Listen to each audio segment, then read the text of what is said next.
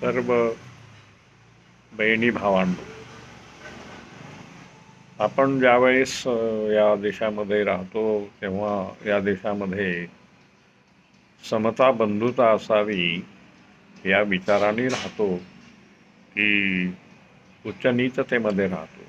याचा विचार केला तर असं दिसते की आपल्या देशाची जी सामाजिक स्थिती आहे, रचना आहे, ती बंधुभावाची नाही आहे. आपण जातीमध्ये राहतो, तिथे बंधुभाव असतो, परंतु दुसऱ्या जातीच्या लोकांशी, स्त्री पुरुषांशी ती भावना नसते. कारण जात वेगळी असणं म्हणजे कुणीतरी वर खाली असणं, उच्च नीच असणं, अशा प्रकारची भावना आपल्या मनामध्ये असते. आणि त्याच्यामुळे इथली जी मानवता आहे ती मानवता बंधुभावविरहित आहे, समता नसलेली आहे. आणि म्हणून समता नसलेली जी सामाजिक स्थिती आहे, जिथे काही लोक स्वतःला एवढे वर समजतात की ते देवापेक्षाही वर समजतात आणि काही लोकांना जनावरापेक्षाही खाली समजतात, अशी ज्या देशामध्ये मनोवृत्ती असेल, लोकभावना असेल, त्या देशामध्ये बंडखोरी होणं, लाचारी होणं, उन्मत्तपणा होणं, अशा प्रकारचे अवगुण तुम्हाला दिसत आहेत. या देशातील जे लोक स्वतःला देव समजतात, ज्यांनी काही काळापूर्वी आपल्या घाणेरड्या पायाचं पाणी तीर्थ म्हणून दिलं, असे लोक नीच वृत्तीचे म्हणाय की नाही. आणि आजही ते त्या वृत्तीमध्ये जगत असतील. त्या वृत्तीचे लोक जर आज सत्तेमध्ये असतील तर ते लोक कसे काय तुम्हाला प्रिय वाटू शकतात, वंदनीय वाटू शकतात, त्यांच्या पाया पडावंसं का वाटतं?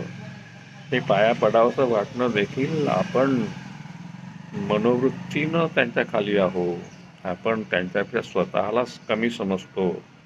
ते आपल्यासारखे शरीर आहे, त्यांचे नाक, डोळे, कान सगळे अवयव समान असताना त्यांच्या पाया पडणं म्हणजे उच्चतेच्या आणि विकृत लोकांच्या पाया पडणं आहे. समतावादी लोकांनाच आपण मानलं पाहिजे, त्यांचा स्वीकार केला पाहिजे. पण जे विषमतावादी आहे, जे स्वतःला वर समजतात, तुम्हाला नीच समजतात, त्यांच्याशी तुमचा व्यवहार बंधुभावाचा राहू शकत नाही. तुम्ही स्वतःला खाली समजता. हे खाली समजणं म्हणजे तुम्ही मानवापेक्षा स्वतःला कमी समजणं आहे. ते लोक जनावराला, गाईला पवित्र समजतात आणि तुम्हाला अस्पृश्य समजतात, नीच समजतात, शूद्र समजतात. त्या लोकांशी तुमचा व्यवहार कसा असा? त्यांच्या पाया पडणं, त्यांना मान देणं, त्यांना हुशार समजणं, ही आपली घोडचूक आहे. आणि ही घोडचूक आपण करू नये, कारण या घोडचुकीमुळे आपला समाज मागे. या देशातील जे शेतकरी आहे, गरीब लोक आहे, मजुरी करणारे लोक आहे, हे सगळे लोक या भूमिकेमुळे मागे पडलेले आहेत. त्यांना शिक्षण देत नाही. आता नवीन जो प्रकार निघतो या देशामध्ये की शिक्षण बंद करायचं, खेड्यापाड्यातल्या शेतकऱ्यांच्या मुलाचं शाळा बंद करायच्या, हे कोण लोक आहे? हे नीच वृत्तीचे लोक आहे. या नीच वृत्तीच्या लोकांना मानू नका. तुम्ही जागे व्हा. तुम्ही आपल्या हक्कासाठी, तुम्ही मानव आहात. मानवाचे सर्वांना सारखे हक्क असायला पाहिजे. आणि म्हणून तुम्ही या सत्तेचा, या ही जी वृत्ती आहे सत्तेची, ती मोडा. तिच्या विरुद्ध उभे राहा. नाहीतर तुम्ही जनावरापेक्षा खालचं जीवन जगत राहाल पिढ्यानपिढ्या.